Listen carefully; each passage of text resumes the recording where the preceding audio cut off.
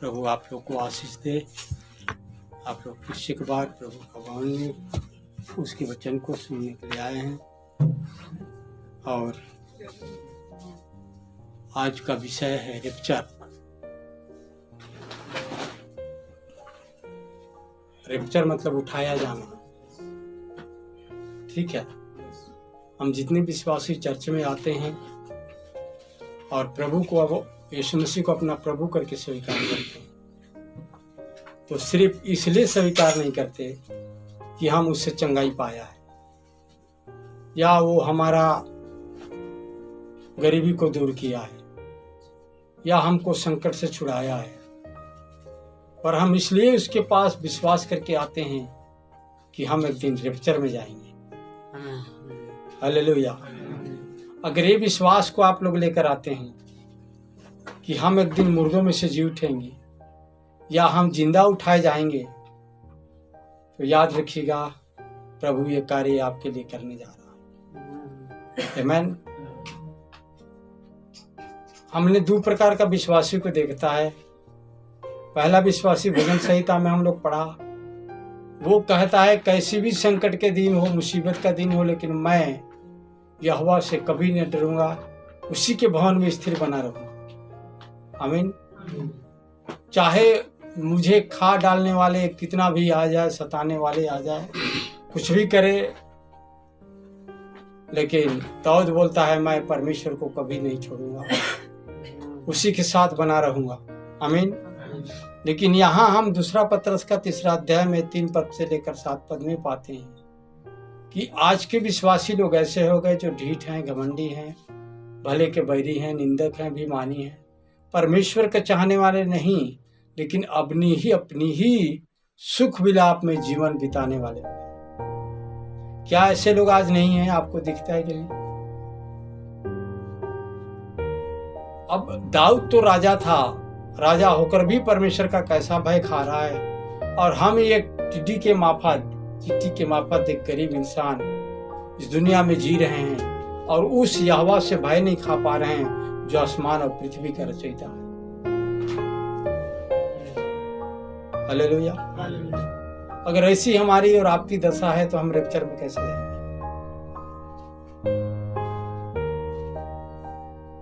लोगों ने बाइबल के अंदर ये बात लिखी गई, कहा लोगों ने ये सोचकर बैठा है कि वर्तमान काल से, बाप दादे के युग से सब कुछ तो वैसे ही स्थिर है, कब रैप्चर होगा?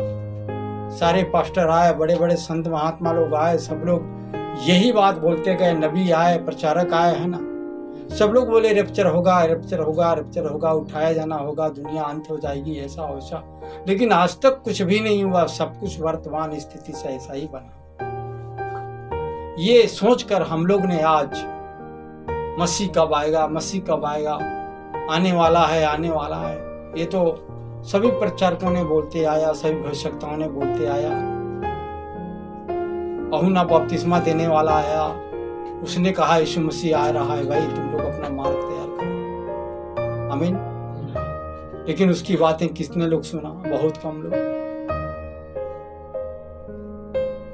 यीशु मसीह आया, यीशु मसीह स्वयं बोला स्वर्ग का राज निकट है, मन पर। कितने लोग यीशु मसीह का बात माना? बहुत कम लोग। नूह आया, नूह बोलता है कि भाई जल प्रलय आने वाला है, बचने के लिए उनका जहाज में आ जाए। किसने बातों को माना? नूह का किसी ने नहीं।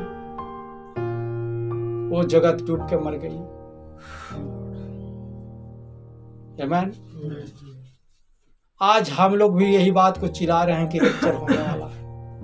नबी जो बोल रहा है संदेश के अंदर, वो भी यही बात बोल रहा है, भाई रैप्चर होने वाला है, समय निकट है, मतलब द्वार पर है, ऐसे बातों को कह रहा है बाइबल। आमीन। लेकिन हमारी और आपकी दशा ऐसी है जैसा कि हमने अभी पढ़ा कि वर्तमान युग से तो ऐसी ही सब स्थिति है। क्या रैप्चर होना है? क्या दुनिया का जलाया जाना है? क्या यीशु मसीह का आगमन है? नहीं, कुछ भी नहीं है। ऐसे सोचकर हम और आप निडर बनकर बैठे, ढीठ बनकर ये काम कर रहे हैं। वो है संडे का वर्शिप। जैसे हिंदू लोग जाता है मंदिर, हम लोग आते हैं संडे को चर्च। इससे बाकी कुछ फर्क नहीं है। भाइयों बहनों, ज़्यादा बोलने की ज़रूरत नहीं है मुझे, मैं ज़्यादा कुछ नहीं बोलूँगा, लेकिन आपको ये बात दिखाऊंगा। पुराने नियम के अंदर 3 रैप्चर हुआ था, नया नियम के अंदर 2 रैप्चर हो चुका है, सिर्फ 1 रैप्चर बाकी है। और हम लोग ऐसे समय पर रह रहे हैं, ऐसी खतरनाक समय पर रह रहे हैं, 1 रैप्चर सिर्फ बाकी है। और हम अगर सो रहे हैं नींद के नशे में मूर्ख कुमारी की तरह, तो हमारी दशा और आपकी दशा क्या होगी? अयूब के तरह अपने आप में ठानना होगा कि हमारा शरीर को नाश करने वाला कीड़ा भी खा जाए, तो भी मैं इसी शरीर में होकर परमेश्वर का दर्शन करूं। तभी हम रैप्चर में जा सकते हैं। बहन भाई, हमारा बगल का भाई हमसे क्या बात करता है या हमारा बगल का भाई कैसे जीवन जी रहा है, उसे देखना नहीं है। हमें देखना सिर्फ बाइबल का वचन को है और नबी का संदेश को देखना है और उसी मुताबिक जीवन जीना। आपको रैप्चर से कोई दुनिया का ताकत रोक नहीं सकती। आमीन। अगर कोई पास्टर कहता है ये व्यक्ति ढोंगी है, आप पाखंडी है, ऐसा वैसा है, ये रैप्चर में कभी नहीं जाएगा, लेकिन अगर आप वचन के साथ बने हुए हैं तो उसके कहने को छोड़ दीजिए, आप रैप्चर में जा रहे हैं। आमीन। नबी बोल रहा है कि पौलुस कहता है कि मैं आज बच्चा नहीं हूं जो दूध पी रहा हूं। आज कलीसिया भी बच्चा नहीं है जो दूध पी रही है, उसको कखा कखा मालूम नहीं है। कलीसिया को मालूम है रैप्चर होना है, इसी दिनों में एक दिन मसीहा आएगा। नबी ने ये बात बोला था, जब इस्राएल को जागते देखना तो ये बात जान जाना, फलते फूलते देखना तो जान जाना कि तुम्हारे लिए समय, अन्य जाति का कलीसिया जो है उसके लिए समय खत्म, समय निकट है, द्वार पर है रैप्चर। याद रखिएगा, इस्राएल जागने की बात छोड़ दीजिए, इस्राएल फलते फूलते का बात जो छोड़ दीजिए। आज तो मरुभूमि केसर के नई फल फूल रही है, जो बाइबल में लिखा है। कभी वहां पर फल फूल लगता नहीं था, लेकिन अभी लगना चालू हो गया। वचन को पूरा होना है। इस्राएल के अंदर मैंने कई बातों को आपको बताया। इस्राएल के अंदर 1 आलू 1 साल खाता है लोग, 1 आलू का डांट। इससे आपको क्या चीज चाहिए? इस्राएल में 2.5 किलो का 1 नींबू फलता है, 1 नींबू 2.5 किलो। क्या फलते फूलते देखना चाहिए आपको इस्राएल में? आपके लिए समय कौन सा बाकी है? इस्राएल और फलस्तीन का लड़ाई चालू हो गया मंदिर के लिए। अब विश्व युद्ध कब चालू हो जाएगी मालूम नहीं। अंतिम दर्शन 7वां दर्शन था जो नबी ने बोल कर गया कि जब तुम अमेरिका को राख हो, हाँ बोलता है कि जब मैं अमेरिका को देखा तो राख और धुएं से भरा हुआ देखा। अंतिम दर्शन है। और जब जिस दिन अमेरिका उड़ेगी उसी दिन दुल्हन का रैप्चर होना है। ऐसे समय पर हम लोग हैं। 7वां दर्शन पूरा हुआ मतलब दुल्हन रैप्चर में जाएगी। नबी बोला कलीसिया पहले कलीसिया स्वर्ग में होगी। याद रखिएगा, यूसुफ जब अपने भाइयों के साथ अपने आप को प्रकट कर रहा था तो उसकी दुल्हन और उसके बच्चे महल में थे, है ना भाई? याद है वो आज ये बात आप लोग को मैं भी प्रचार में इस बातों को बताया था। यूसुफ जिसको उसके भाई लोग मार कर गड्ढे में डाल दिया था और मिस्रियों के हाथ बेच दिया था 30 चांदी के सिक्के में, यूसुफ यीशु मसीह का प्रतिरूप है। और वो मिस्र का गुलामी में गया था और मिस्र का गुलामी में जाने के बाद उसने जानते हैं मिस्री वासी लड़की को शादी किया और वो राजा का बराबर तुल्य बना। और यूसुफ जब चलता था मिस्र में निकलकर तो सारे मिस्री वासी उसको दंडवत करते थे। यूसुफ को इतना बड़ा पद दिया था उसको मिस्र का राजा। यहोवा ने उठाया बदर, ऐसी बात नहीं है। मिस्र का राजा क्या देगा, यहोवा ने उसको बड़ा किया सब जगह। उसकी मान मर्यादा को रखा, उसका जो क्या कहेंगे पवित्रता का जीवन था उसको उठाया, वो दिखाया सबके सामने कि ये देखो मेरा जन है। आमीन। अन्य जाति लड़की को शादी किया था मिस्री वासी को। यूसुफ मतलब यीशु मसीह का प्रतिरूप है। यीशु मसीह अन्य जाति कलीसिया को दुल्हन बना रहा है। इस्राएल उसका दुल्हन हो नहीं सकता। आप इस बातों को जानते हैं कि हम दुल्हन बनने जा रहे हैं, लेकिन दुल्हन को दूल्हे के लिए होना कैसा चाहिए? अगर एक दुल्हन वो जानता है दूल्हा कि ये जो लड़की जिसको मैं शादी करने जा रहा हूँ इसका चरित्र ऐसा है, अच्छा चरित्र है, तो क्या उसको छोड़ देगा, शादी नहीं करेगा? करेगा। लेकिन अगर वो जानता है कि इसका चरित्र सही नहीं है, उसके दोस्त लोग, उसके गांव के लोग, उसके अगल बगल के लोग बताते हैं जिसको तुम शादी करने जा रहे हो वो लड़की अच्छी नहीं है, करेगा?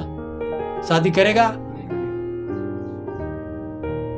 इसी प्रकार मेरे भाई और बहन, हमारा जो जिंदगी है ना, ये जो जीवन पृथ्वी पर हम जी रहे हैं, मैसेज के अनुसार, बाइबल के अनुसार नहीं जी रहे हैं, तो याद रखना हमारी खबर रोज का रोज प्रभु यीशु मसीह के सामने जा रही है। ऐसा नहीं कि हम अरे पास्टर नहीं देख रहा, डिकन नहीं देख रहा, भाई नहीं देख रहा, वो फलाना नहीं देख रहा, मैं आज ऐसा कर लूं, तंबाकू खा लूं, सिगरेट पी लूं, दारू पी लूं, मौज मस्ती कर लूं। समझ रहे हैं? अपनी जो जिंदगी में जो मन कर रहा है वही कर लूं, वैसी जीवन जी लूं। अरे भाई लोग को तो नहीं देख रहा है, लेकिन खुदावंत का आंखी में मोतिया बिंद नहीं हुआ, वो तो देख रहा है तुम्हें। आमीन। वही सबका मालिक और चरवाहा है। उसने बोला नित्य मेरी आंखें पृथ्वी पर लगी रहती है। मिट्टी पर, धूल पर लगता है क्या उसकी आंखें?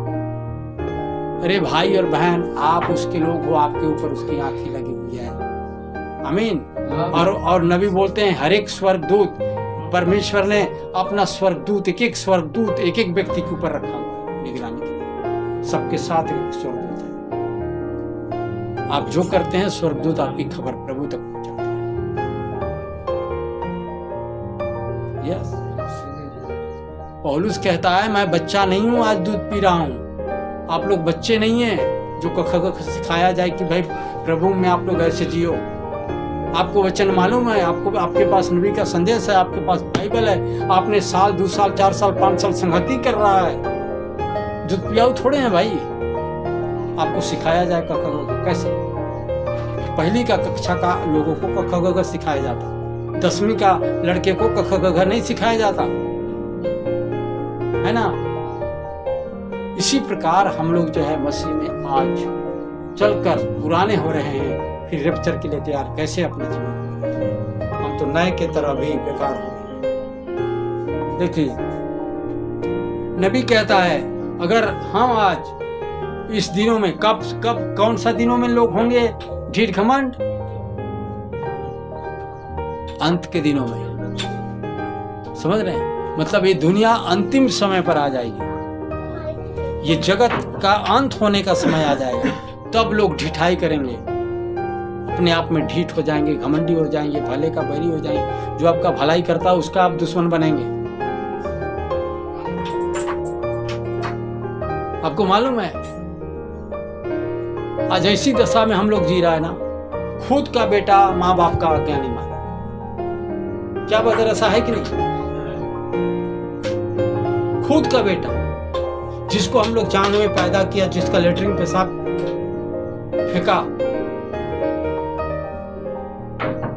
उसका जूठा खाया, उसको थोड़ा थोड़ा खाते खाते खवाते खवाते बड़ा कर दिया, शादी विवाह करने लायक हो गया तो लात मार के निकल गया। बेटा तुम होता कौन? शादी विवाह कर दिए तो भी हम अलग रहेंगे, तुमसे नहीं रहेंगे। बेटा है किस लिए बाप और माँ बेटे बेटी पैदा करते हैं? आपसे पूछा जा रहा है किस लिए? आप भी अगर आपके बेटे बेटी हो रहे हैं तो कुछ तो उम्मीद होगा आपके पास कि मैं इस उम्मीद से बेटा बेटी पैदा कर रहा हूं। कैसे? आपके पास उम्मीद तो है कि मेरा बेटा है, बेटी है, मेरा एक दिन प्रतिपाल करेगा, एक दिन सेवा करेगा, मेरा स्थान को में रहकर मेरा काम करेगा। होता है कि नहीं भाई ऐसा? लेकिन आज के बेटे और बेटी माँ बाप को लताड़ कर निकल गए। अगर बाप बोल रहा बेटा थोड़ा 10 मिनट काम कर दो, मेरे पास टाइम नहीं है, तुम जाओ कर। ये क्या है भाई? कौन सा दिन में रह रहे हैं? अंत के दिनों में। और ये जवाब मिल रहा है क्यों? वो लड़का और लड़की ऐसी अगर बोल रहा है माँ बाप को तो घमंडी है, ढिठाई कर रही है, परमेश्वर का वचन को लात मार रहा है। बाइबल में साफ बोला तुम अपनी माँ बाप का आदर करना। किस प्रकार से आदर कर रहे हैं लोग? किस प्रकार से आदर कर रहे हैं? आदर तो ये होता है कि अपनी माँ बाप का आज्ञा को पालन कर रहा है, वो है आदर। आमीन। क्यों ललता भैया? गलत बोल रहा हूं? आदर अगर माँ बाप का कर रहा है वो बच्चा, तो उसकी आज्ञाओं का पालन करेगा।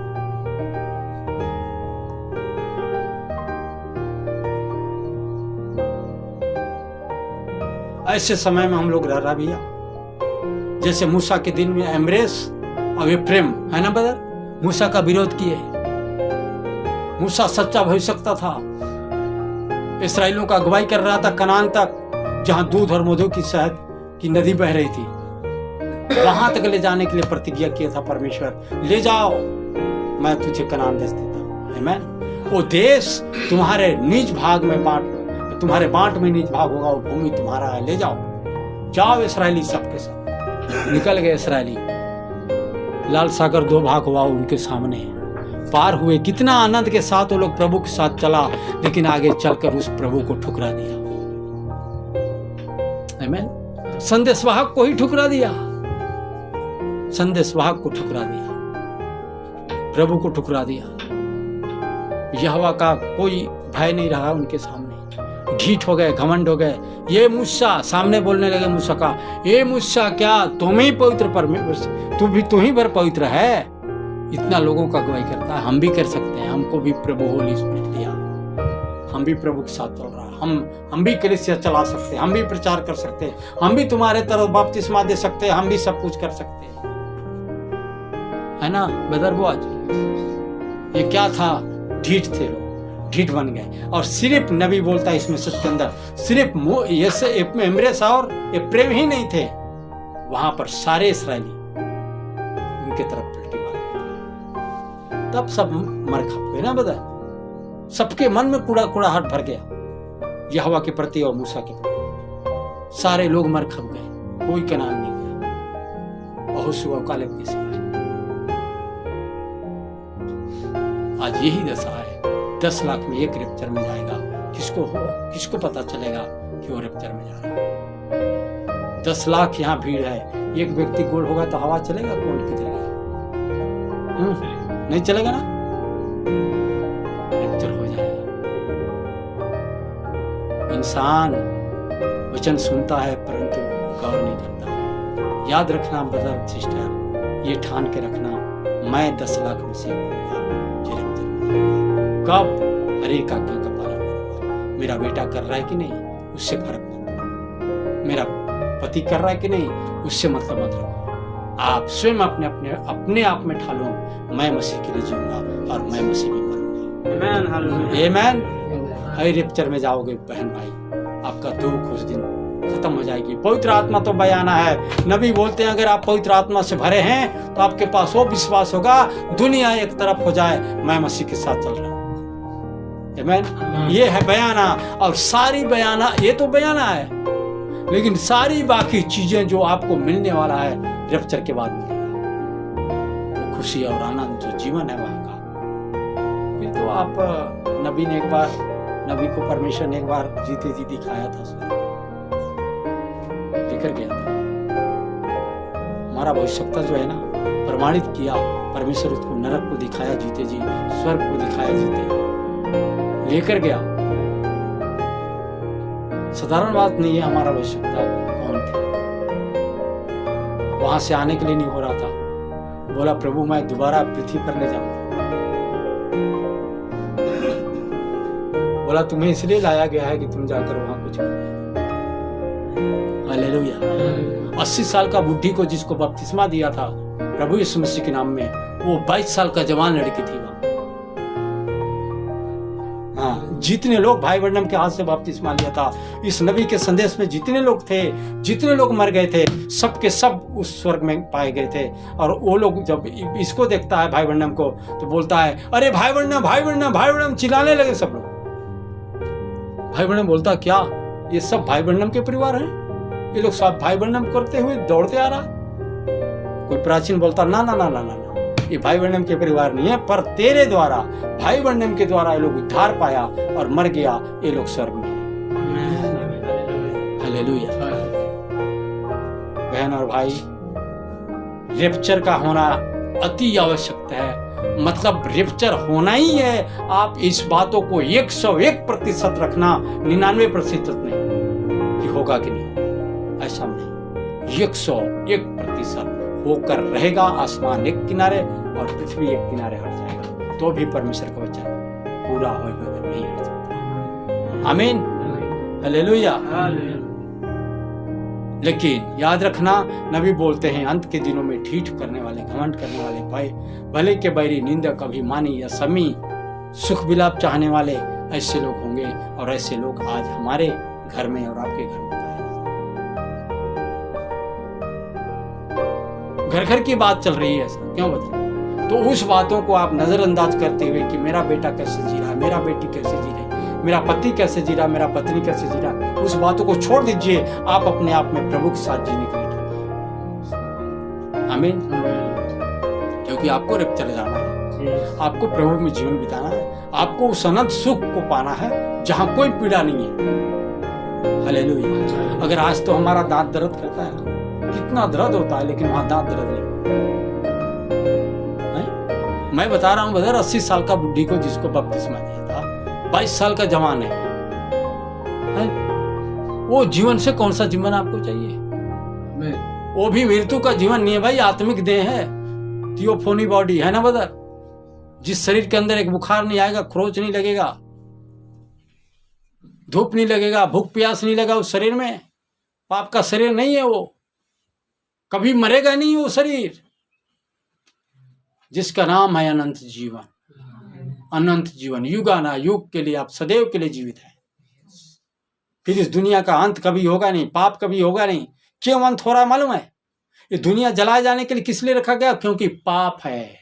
ये पृथ्वी पर पाप भर गई, मनुष्य इतना पाप कर रहा है, इतना पाप कर रहा है। जैसे नूह के दिनों में था, नूह के समय में जल प्रलय लाया, इसलिए लाया कि मनुष्य पाप कर रहा है। कौन सा पाप? प्रभु पाप को क्षमा तो करता है, वो क्षमा का खानी है, वो प्यार का सागर है, लेकिन एक पाप प्रभु क्षमा नहीं करता, वो है व्यभिचार।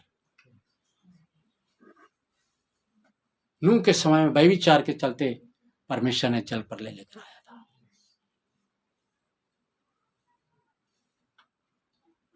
और आज की पीढ़ी में देख लो, उठा के नजर,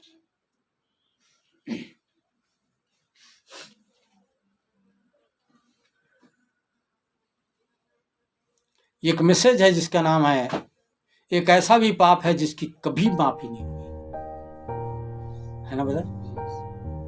मैसेज का नाम है, भाई बहनों ने प्रचार किया। एक ऐसा भी पाप है जिसकी कभी कोई माफी नहीं है,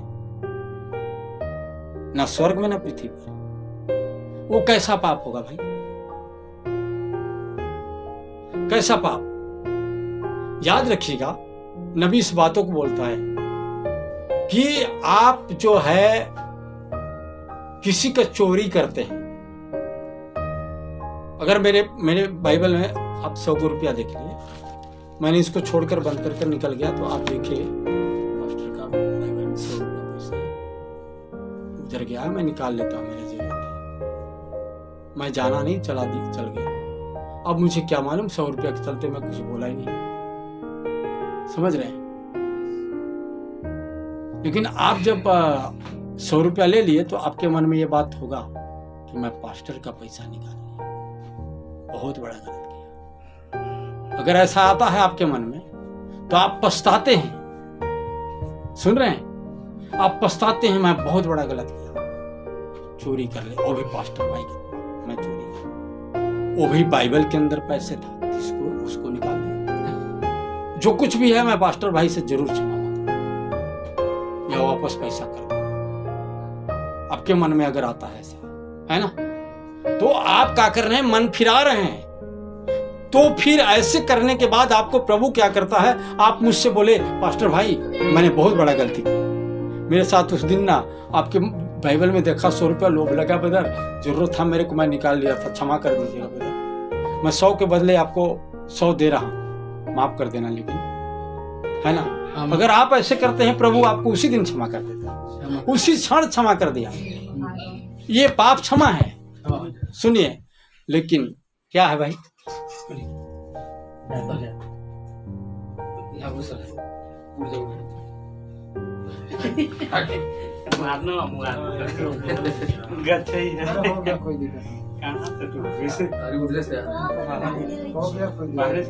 लेकिन एक पाप है जिसको परमेश्वर कभी क्षमा नहीं किया,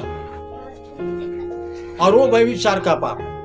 व्यभिचार का पाप आप अनजाने में नहीं करते,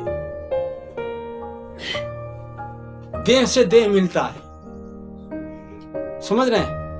व्यभिचार का पाप देह से देह मिलता है, और आप उससे ये नहीं कह सकते कि मैं अनजाने में किया। क्यों बताए? बाइबल कहती है पति पत्नी दो नहीं परंतु एक तन होते हैं। और व्यभिचार का केस, कौन सा केस को व्यभिचार कहा जाता? जिसकी पत्नी है घर पे,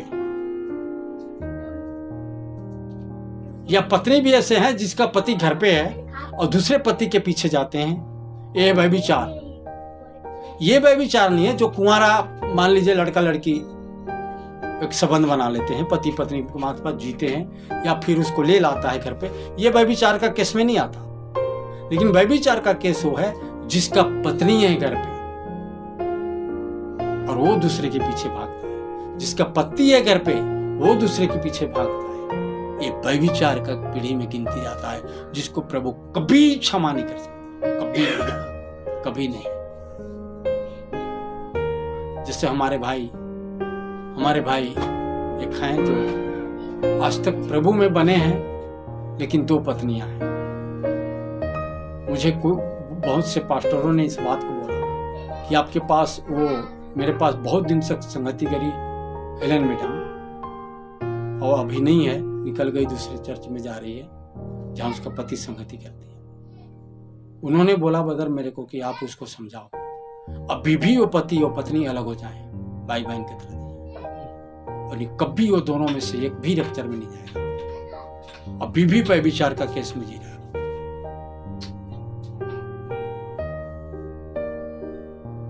पति पत्नी, उनको दुनिया जान रहा पति पत्नी है, पति पत्नी है, लेकिन कोई प्रमाण नहीं है, ना बाल बच्चा है। प्रमाण क्या होना चाहिए? शादी का प्रमाण तो, शादी तो होता है कहाँ? एक सेवक के हाथ में, सेवक से शादी घोषित किया जाता है। अब मंदिर में जाकर शादी करवाते हो मान्यता नहीं है, कोर्ट में जाकर शादी का सर्टिफिकेट ले जाते हो, परमेश्वर से मान्यता नहीं देता, समझ रहे हैं? हाँ, दुनिया मान्यता दे देगा, लेकिन परमेश्वर के सामने मान्यता नहीं है। परमेश्वर तो मान्यता एक विश्वासी को शादी का तब देता है जब आप उस पास्टर के सामने, कलीसिया के सामने वाचा करा देता है और आपको पति पत्नी घोषित कर देता है। परमेश्वर इस बात का मान्यता देता है।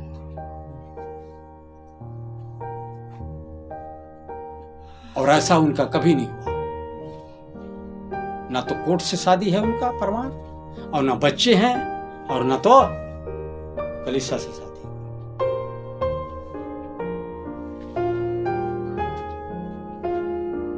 और मेरे को बोला गया आप उसको बोलिए, आप उसको बोलिए, आप उसको बोलिए, लेकिन मुझे हिम्मत नहीं है कि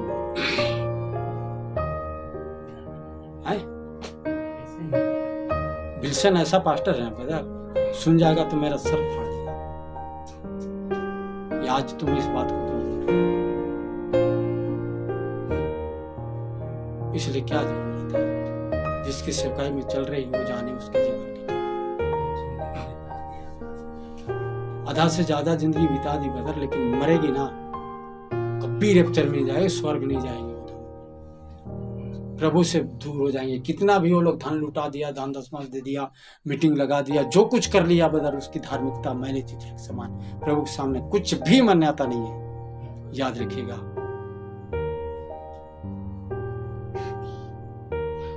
पहले के दिन था, राजा महाराजा लोग 500 पत्नियां रखते थे, 1000 पत्नियां रखते थे, लेकिन यहोवा का भय में जीते थे। प्रभु उस बात का मान्यता देता था।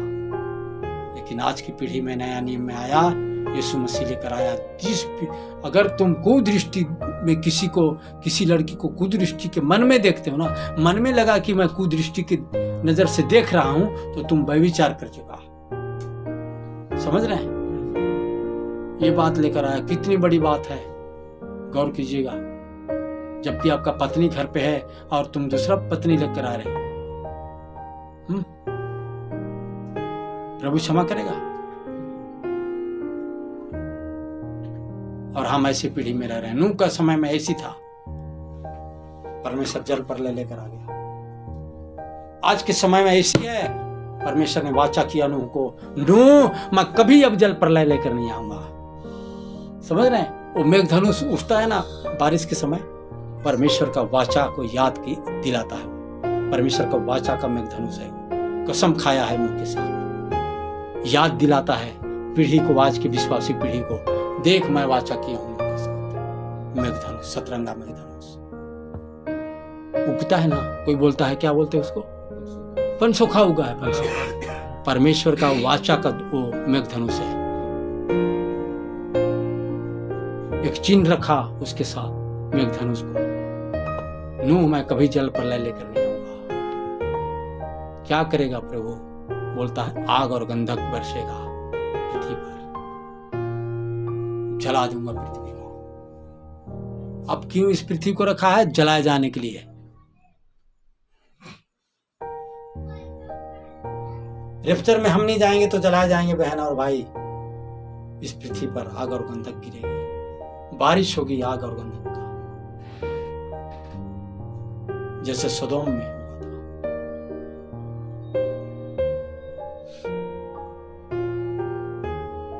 समय नजदीक है, अपने आप को तैयार कीजिए मसीह के लिए। आमीन, हालेलुया।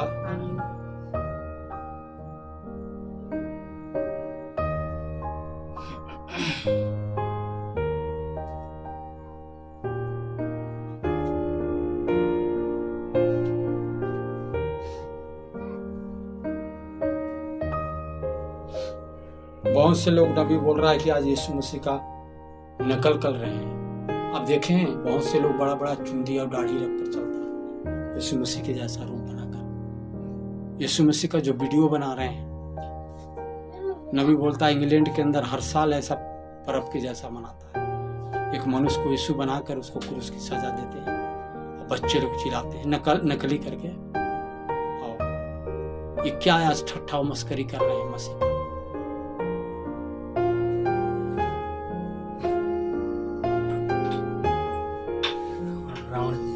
हाँ, वैसी कर रहा है।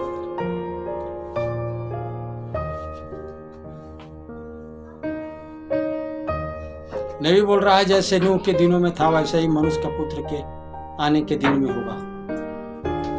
आमीन। और नूह के समय में क्या था? लोगों ने अपने ऊपर आने वाले मृत्यु को कुछ भी असर नहीं समझा। आमीन। याद रखिएगा, नबी बोल रहा है कि इस मैसेज के अंदर कि अंत के दिनों में तुरही फूंकी जाएगी।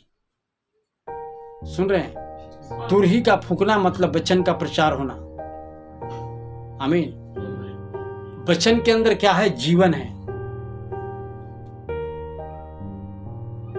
आप कहेंगे कैसा जीवन है?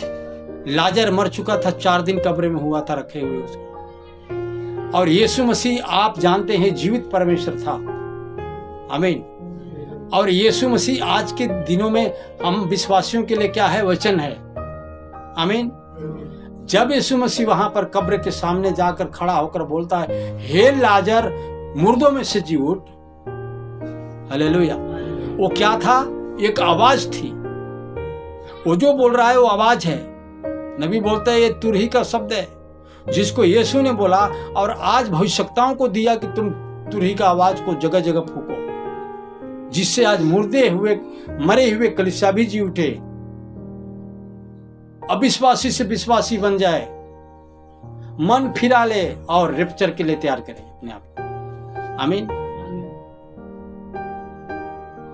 हालेलुया। तो नूह के समय में लोगों ने क्या किया? नूह इतना ज्यादा तक 120 साल तक तुरही फूंका। उसकी आवाज उस पीढ़ी के लोगों को एक एक जन तक पहुंचा था। याद रखिएगा, जल प्रलय परमेश्वर ऐसा नहीं लेकर आया।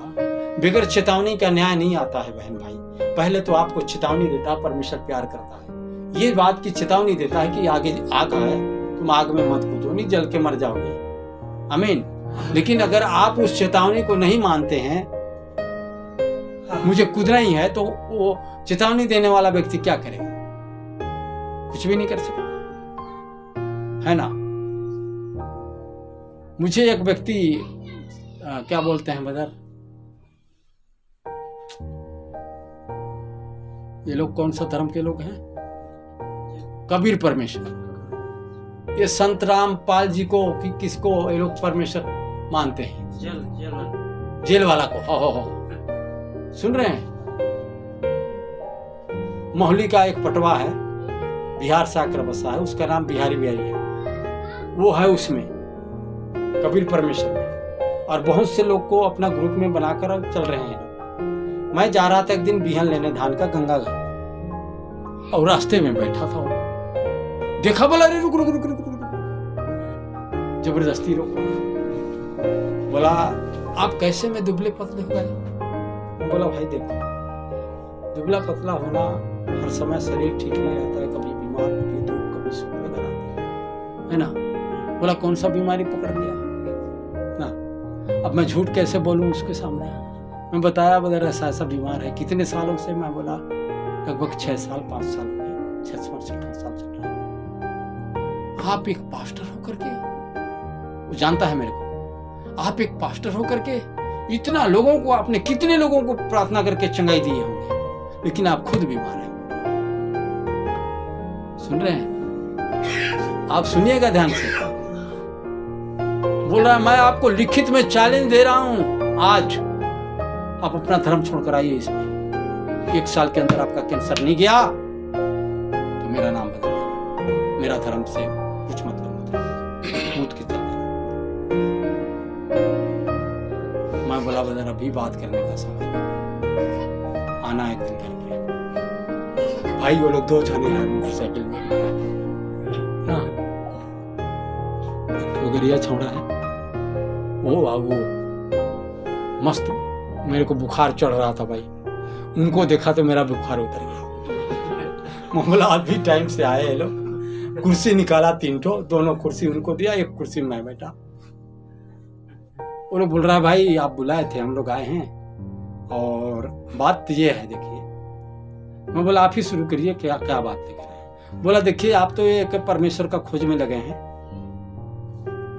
हाँ, लेकिन बोलता है परमेश्वर को आप गलत तरीके से ढूंढ रहे हैं, उसका कहना है ना। अगर आप उसको सच्चाई के थ्रू पर ढूंढेंगे और उस तक पहुंचेंगे तो आपका सारा दुख दूर हो जाएगा ना। मैं बोला ठीक बोल रहे हैं। मैं बोला अच्छा ये बताओ भाई, आप शंकर जी को भगवान मानते हो कि नहीं। बोला मानता हूं। कृष्णा को मानता हूं, विष्णु को मानता हूं। मैं बोला अच्छा ये बताइए 33 करोड़ देवी देवता हैं पृथ्वी पर हिंदू धर्म के मुताबिक, क्या उन सबको भगवान मानते हो। बोला हाँ, ये सब अपने अपने जगह पर भगवान है।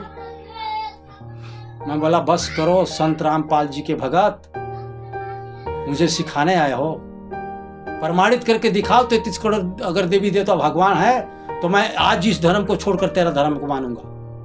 कौन साबित करने वाला है, लेकर आओ, तुम्हारा कौन गुरु महाराज है। समझ रहे ना। मैं बोला मैं साबित करके दिखाऊं 33 करोड़ देवी देवता मानने वाले मूर्ति पूजक है कि नहीं। तुम लोग बोलते हो बड़ा सेखी बखारते हो, धर्म वाले बनते हो, इसीलिए तुम्हारे पास झुंड आता है क्या कि तुम चंगाई करते हो। अरे तुमको प्रभु ने इतना दिन दुख दिया, अरे सुख दिया तो 4 दिन 8 दिन 10 दिन 10 साल दुख देगा तो नहीं ले सकते उस दुख को। अयूब की तरह उसको क्या पता है अयूब और सयूब के बारे में है नहीं। मैं बोला दुख नहीं झेल सकते। अगर तुम्हारे पास जीवन में मैं बोला सुख ही सुख होए तो तुम व्यभिचार के संतान हो, परमेश्वर तुम्हारे पास नहीं है। मैं साफ बोला। अगर तुम्हारे पास दुख नहीं आया, तुम अपने लड़के को मरने के लिए रोड में जाने दोगे क्या? छड़ी नहीं लगाओगे?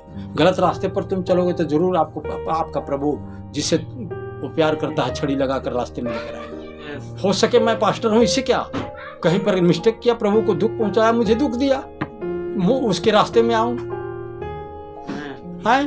और मैं बोला ये बात मत समझना 2008 से प्रभु को ग्रहण किया है, अब आज तुम्हारा धर्म को छोड़ के चली चला जाएगा। नहीं, जीऊंगा तो मसीह में, मरूंगा तो मसीह में। क्या लगता है तुम्हें? क्या मतलब 4 दिन में इस भक्ति को करने के बाद तुम्हारे पास लौट आऊं, क्या फायदा मुझे मिलेगा? यीशु ने बोला तुम मर जाओगे तो मैं जीवित कर दूंगा। तुम्हारा परमेश्वर वाचा किया क्या? मैं उसको बोला वाचा किया है, लान के दिखाओ मेरे को तुम्हारा इतिहास।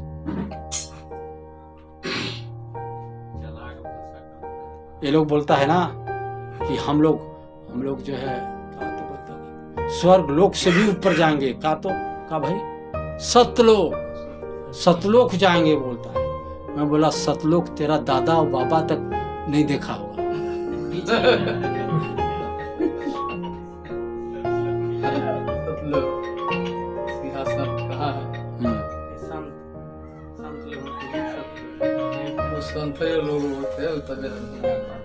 मैं जब ऐसा जवाब दिया ना कि मर जाऊंगा तो भी दूसरा धर्म चेंज नहीं करूंगा, तब वो लोग उठ के गए। ऐसे लोग आज के दिन में भरमा रहे हैं बहनों, हमें सावधान रहना है। अगर आप अपने विश्वास को डगमगाए कि ना ये तो बोल रहा है ना, चैलेंज दे रहा है कि तुम इसमें आओ मैं तुमको चंगा कर दूंगा, है ना भाई? क्या बोले हैं मत्ती 24 के अंदर परमेश्वर ने? अंत के दिनों में लोग ऐसे आएंगे ना, बोलेंगे वहां मसीह है, वहां ये है, वहां वो है। ऐसे ऐसे भविष्यवक्ता, झूठे मसीह भविष्यवक्ता उठ खड़े होंगे जो चुने हुए को भरमा देंगे। कैसे भरमाएंगे? मुर्दे जिलाएंगे, अंधे को दृष्टि देंगे, वगैरह वगैरह करेंगे। बड़ा बड़ा चंगाई होगा ना, चमत्कार होगा ना। देख रहे हैं ना प्रोफेट बजिंदर सिंह, लात मारता है तो चंगा होते हैं, लात से मारता है।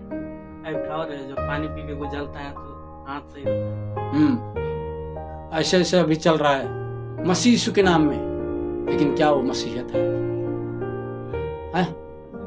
मसीहत की नकल है। दुष्ट आत्मा का वो है जो काम कर रहा है, दुष्ट आत्मा काम कर रहा है। और ये लोग सोच रहा है हमारे साथ प्रभु यीशु मसीह का सामर्थ्य है ना बदल। या तो आप मनोज स्टीफन का प्रचार सुनिए ना महोदय में। हाँ, परमेश्वर ऐसा करता है, दान वरदान देता है ना चंगाई का, है दान वरदान दे देता है।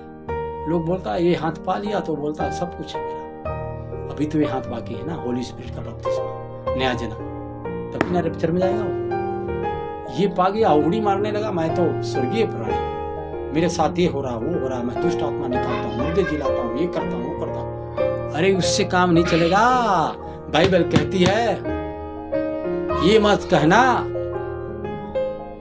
कि शैतान मेरे पास में है, दुष्ट आत्मा मेरे पास में। इससे आनंदित मत होना, आनंदित इससे होना तुम्हारा नाम जीवन का पुस्तक में लिखा है।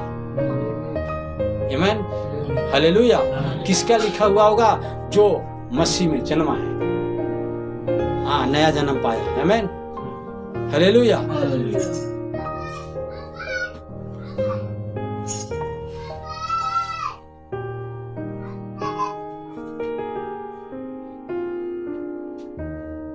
तो हम रैप्चर के बारे में बात करेंगे बस थोड़ा सा।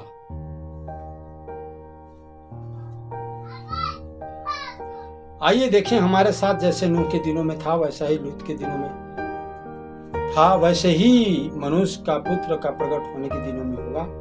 यह ठीक बात है, तो हो रहा है, पर तुर ही फूकी जा रही है। नबी बोलते हैं तुर ही तो फूकी गई थी उस समय भी। आमीन। नूह के समय भी तुरही फूकी गई थी, लूत के समय में भी तुरही फूकी गई थी। हालेलुया। गौर करेंगे, नूह के समय में तो 120 साल तक नूह प्रचार किया, वो क्या था? तुरही का शब्द था। लूत के समय में जो दूत गए थे लूत को निकालने, वे लोग वहां पर प्रचार किया था, लूत सदोम से बाहर निकलो, अब्राहम का भतीजा। और जो निकलना चाहे सबके लिए अवसर है कि लूत के संग जितने लोग सदोम से बचना चाहता है चले, कोई नहीं निकला। इतना तक लूत के दवान लोग भी वापस नहीं गए। हाँ, इतना तक लूत का पत्नी भी पीछे मुड़कर देखी, लोभी की। उसके अंदर जो था अविश्वास था, वचन जो कहा गया उसके प्रति अविश्वास था। और वो पीछे मुड़कर देखते कि क्या सही आग और गंधक का बारिश हो रहा है क्या, मेरा बिल्डिंग जल रही क्या, सोने का किला में आग लग गया क्या? ऐसा सोचकर पलट कर देखी तो नमक का खपा बन गया रास्ता में। अभी भी विद्यमान है नमक का खपा, अब जाकर देख सकते हैं। मेरे भाइयों बहन, और नबी कहते हैं कि हर वो तुरही फूंकी गई थी। मेरे साथ पहला तीमुथियुस 4:1 निकालेंगे, 4:13-17 13 से 17।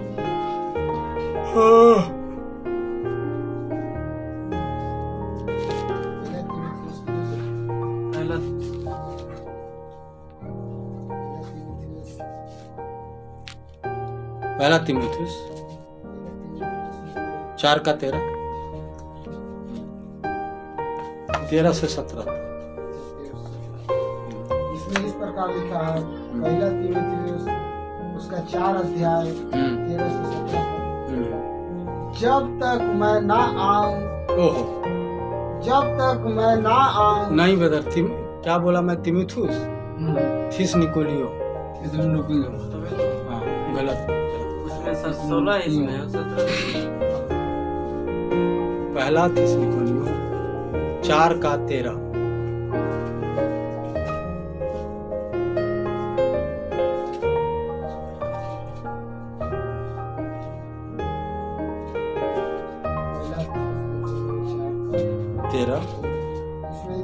से 17 पद ना।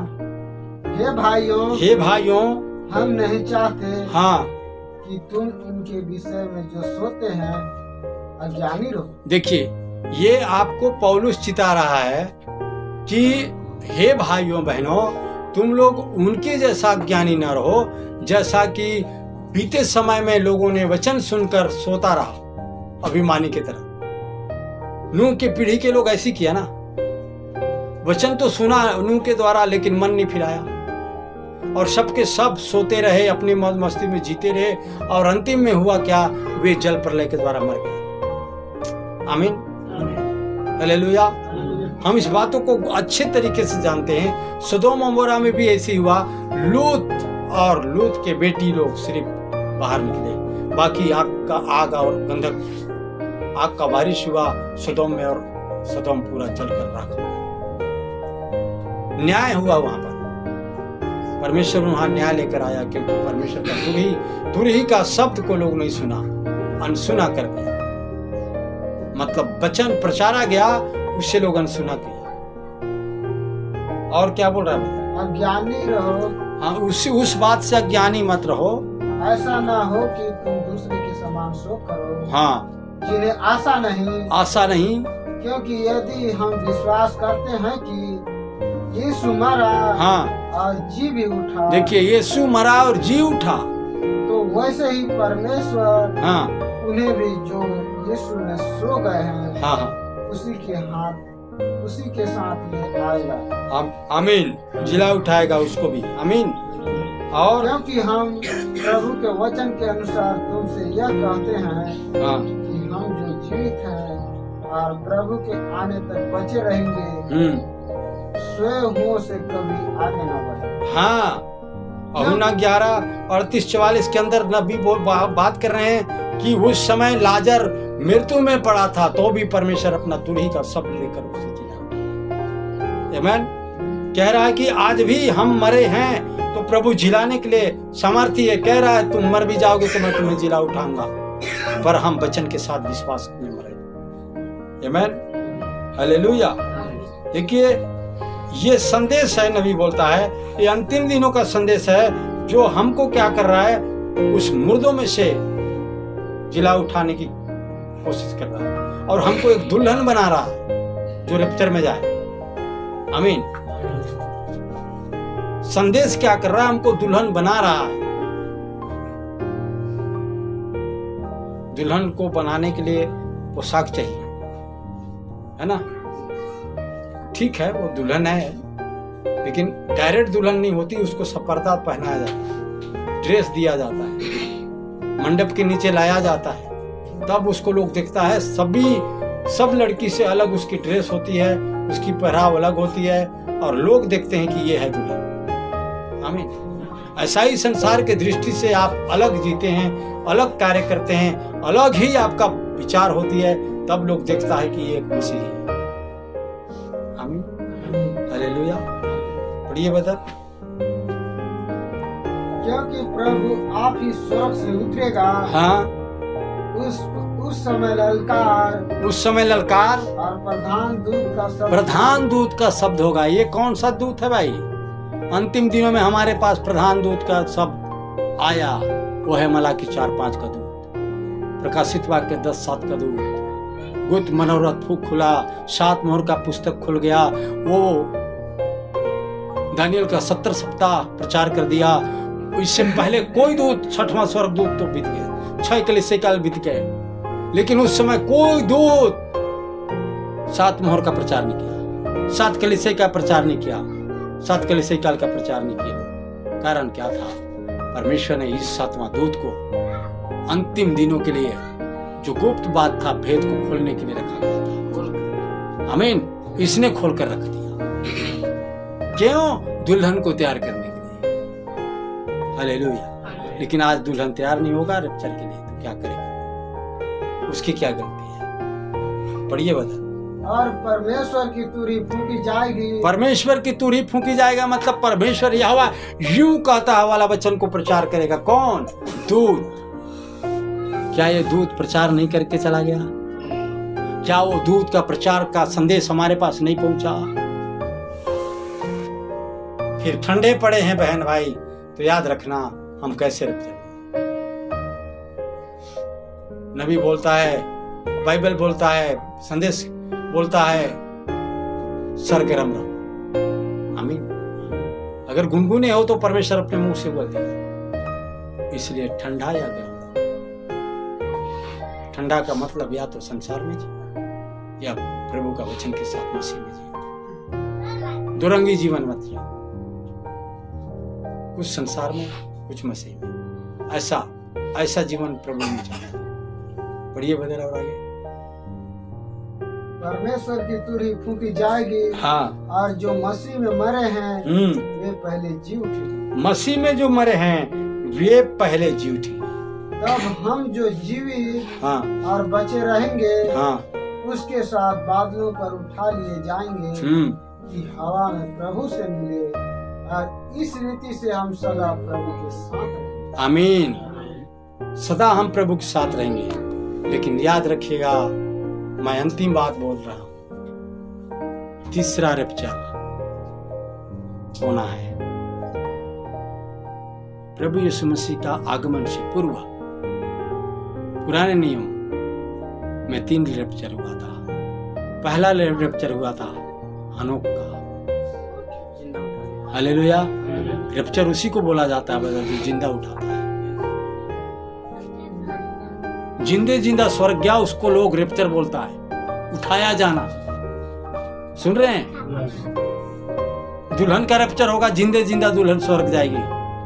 विश्वास करते हो ये बात? दुनिया विश्वास नहीं करेगी, लेकिन अगर आप बाइबल पर पाते हो बात को, तो आप जीवित रहकर रैप्चर में जा रहे हो। मरने की बात तो छोड़ दो, मर गया तो जी उठेगा। लेकिन अगर आप बाकी हैं प्रभु के आगमन तक, जीवित हैं, तो आप रैप्चर में जीते जी जा रहे हैं। कैसा आप जीते जी हवा में उड़ेंगे? आपका हाथ पैर तो है, लेकिन पंख जमेगा क्या? परमेश्वर आपका देह को चिज करेगा, पलक झपक दे। हालेलुया। अरे ऐसी आनंद की बात और कोई सुनाया है? लेकिन आप और हम आज ऐसी बातों को सुनकर भी ढिठाई कर रहा है, रैप्चर में जाने के लिए तैयारी नहीं कर रहा है। आज इसी दुनिया का धन दौलत के लिए मर रहा है हम लोग, और जबकि समय निकट है। हालेलुया। पहला रैप्चर याद रखिएगा, रैप्चर का होना हनोक को बोला गया था, नूह को बोला गया था। नूह, हनोक के ऊपर नजर रखना। हालेलुया। नूह कौन थी? मूर्ख कुमारी थी। दुल्हन कौन था? हनोक। अरे नूह को भी दुल्हन के साथ उठाया जाना था, लेकिन नहीं, वो तो मूर्ख कुमारी थी, कलेश में होकर गई, है ना? हनोक को देखता रहा नू, हनोक का पता नहीं चला, हनोक रैप्चर में चला गया। उसके भी बाल बच्चे थे हनोक का, ऐसा नहीं था बदर, बाल बच्चे परिवार थे, सब कुछ थे। ऐसा नहीं था कि वो उनके ऊपर मोह माया नहीं था, उसके प्रति, अपने पत्नी के प्रति उसको प्यार नहीं था, बच्चे के प्रति प्यार नहीं था, उसका घर द्वार नहीं रहा होगा, हाँ, लेकिन प्रभु से बढ़कर किसी चीज को प्यार नहीं किया। किससे उठाएगा हनोक? विश्वास के द्वारा। बाइबल बोलता है विश्वास के द्वारा हनोक ऊपर उठाएगा। किसके प्रति विश्वास किया था? पत्नी के प्रति, बच्चे के प्रति, धन दौलत के प्रति, खुदावंत के प्रति। आमीन। पहला रैप्चर हनोक का हुआ, दूसरा रैप्चर एलिया का हुआ। मौंडर में अग्निमय रथ आया था, मालूम है आपको? कितने लोग जानते हैं इस बात को? प्रभु आशीष दे। एलिसा ने बोला कि जहां आप जाओगे मैं तेरे संग छोड़ूंगा नहीं। है यरदन को ऐंठ के चादर में मारता है, यरदन 2 भाग होता है, पार होते हैं, है ना। वो देखा इतनी सामर्थ्य इसके पास है, मैं इसको कैसे छोड़ दूं। एलिसा देखता है, उस पार गए तो पहाड़ था, कुछ चढ़ने लगे तो बाउंडर से आने लगा। बोला आप तो चले जाओ तुम। एलिसा बोला नहीं प्रभु, मैं तुझे छोड़ने को नहीं। क्या चाहिए तुम्हें? बोला तुम्हारे अंदर जो सामर्थ्य है उसकी दुगुनी सामर्थ्य मुझे चाहिए। बोला एक काम करना एलिसा, मैं जो ऊपर उठाऊंगा ना, है ना, तो तुम देखते रहना मुझे, देखते रहना मुझे, देखते रहना मुझे, जब तक तुम पर सामर्थ्य ना आ जाए, है ना। अग्निमय रथ आया बाउंडर के साथ और उसमें उठाया गया एलिया। और एलिसा देखता रहा, देखता रहा, देखता रहा, देखता रहा, ऊपर जब तक उसका नजर जा रहा तब तक देख रहा, देख रहा, देख रहा, देख रहा। और ऊपर से वो चादर बदल, एलिया का जो चादर था वही चादर आया और एलिसा को ढक दिया। एलिसा दुगुनी सामर्थ्य से भर गया, उस चादर को लिया, वापस आता है, यरदन को देखता है, जैसा जैसा एलिया किया था, चादर को ऐंठता है, कहता है हे मेरा प्रभु का परमेश्वर, अगर तू मेरे साथ है, जैसा मेरा प्रभु किया था मैं वैसा कर रहा हूं। प्रभु कहता था ना एलिया को।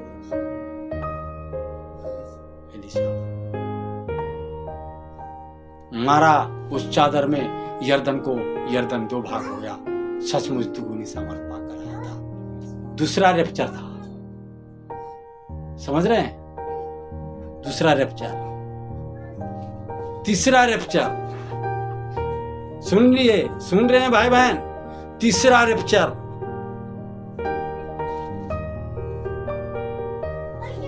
तीसरा रैप्चर यीशु मसीह का हुआ। हालेलुया। यीशु मसीह मुर्दों में से जी उठा, 40 दिन तक अपने चेलों के साथ जीवित हो गए, है ना।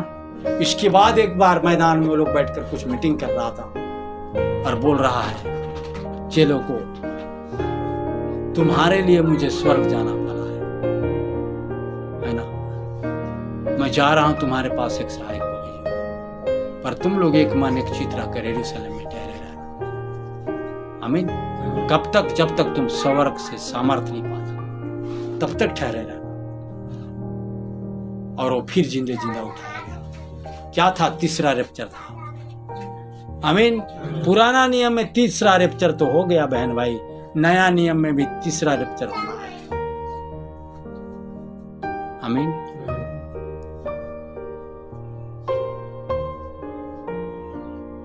अब नया नियम के अंदर हम देखते हैं यीशु मसीह पृथ्वी पर आया, सेवकाई जब देने लगा था। ये कब आया था? नया नियम में आया था, है ना। तो इसने लाजर का रैप्चर किया पहला नए नियम में। उसको नबी बोलता है कि वो मुर्दों में से जिला उठाना, मतलब उठाया जाना, उठाया जाना रैप्चर बोलता है। मुर्दों में से जिला उठाया, वो था पहला रैप्चर नया नियम के अंदर। दूसरा रैप्चर था जब यीशु मसीह को क्रूस पर लोग मार रहा था। सुन रहे हैं? यीशु मसीह को क्रूस पर मार रहा था ब्रदर।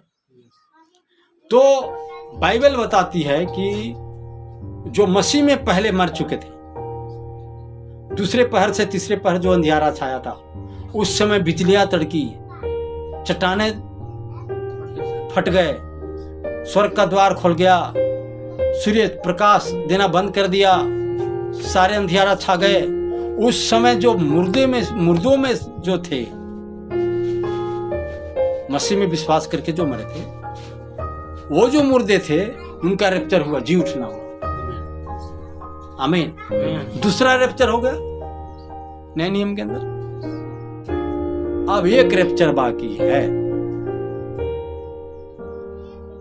याद रखिएगा।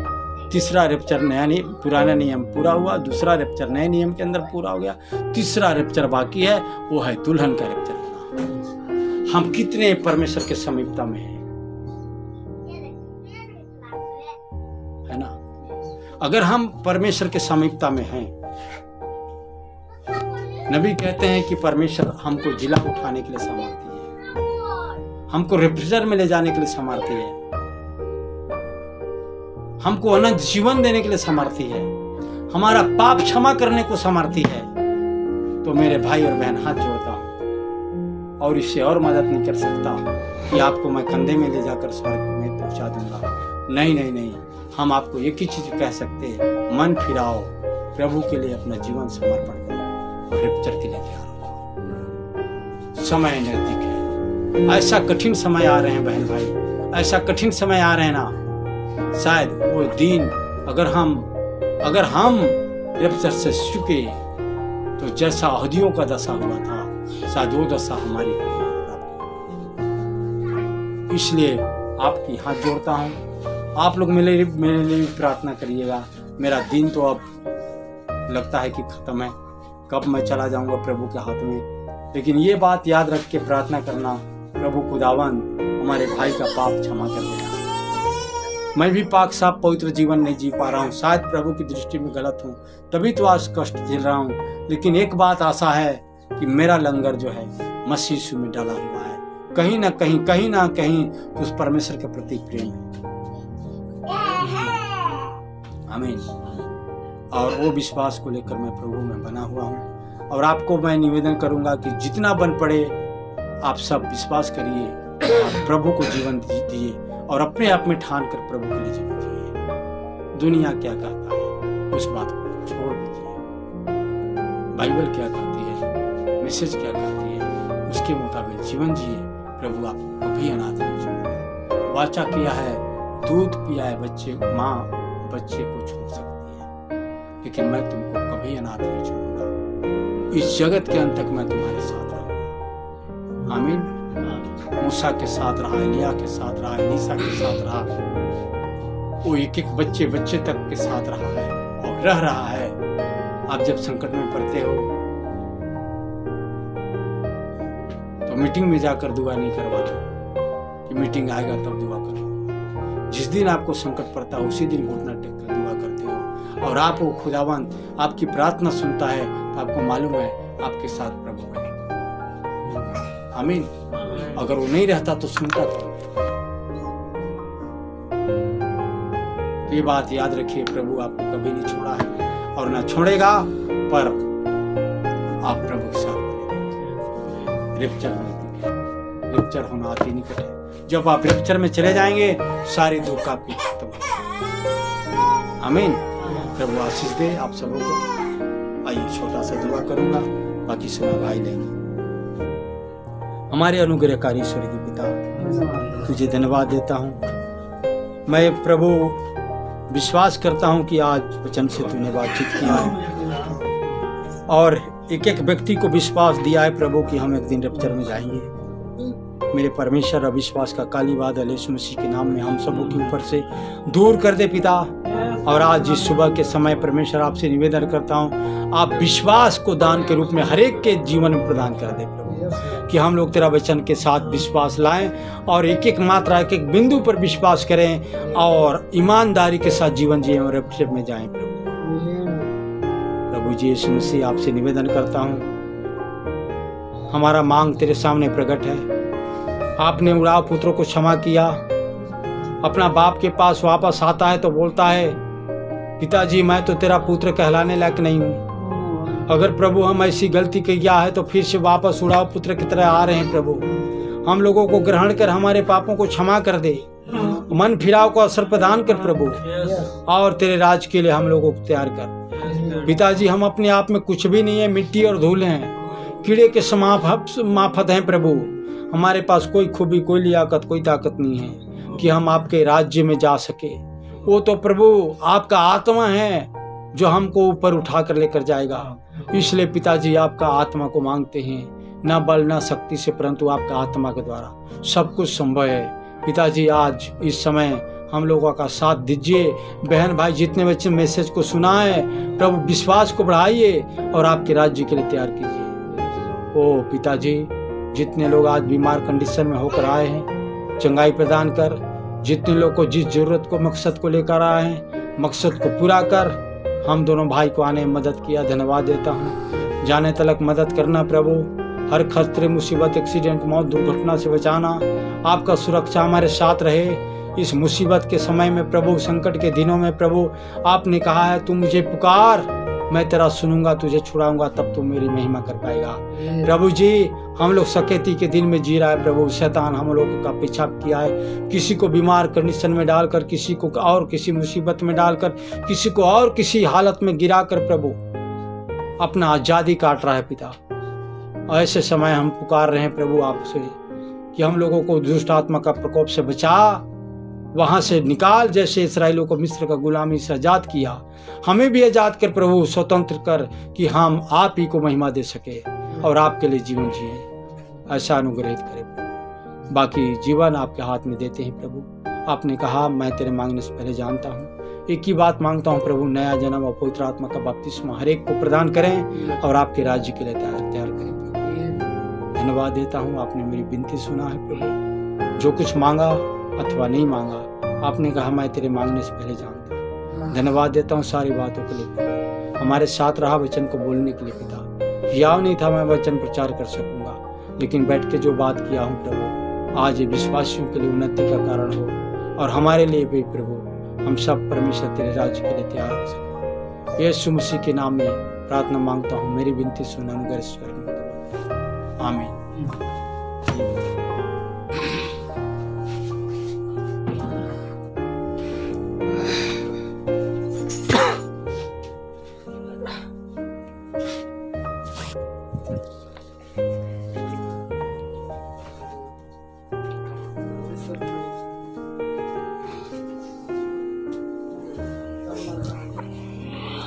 Thank you.